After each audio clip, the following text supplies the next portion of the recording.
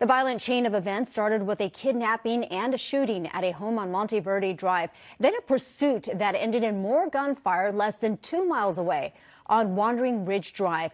NBC4's Hetty Chang has been following the latest developments in the shocking situation. She joins us live from the home where it all started last night. Hetty.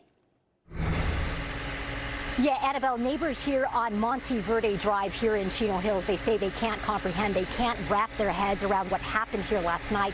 In fact, several of the neighbors tell us they're even scared to step outside of their house today.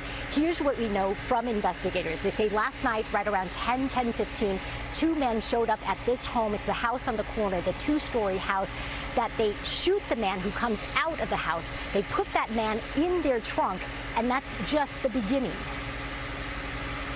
The large crime scene on Wandering Ridge Drive centers around the older model car. The trunk popped open, a man shot and killed inside. Security video shows the moments before when deputies stop the driver. A passenger gets out and is taken into custody. Now watch as the driver gets out, opens the trunk, and investigators say shoots the man he had just kidnapped inside the trunk. That's when deputies shoot and kill the driver. We're pausing the video just as that gunfire begins. The lady was very distraught. She was crying and yelling and screaming, the whole works. The chain of crimes began around 10:15 last night in a neighborhood about a mile and a half away on Monteverde.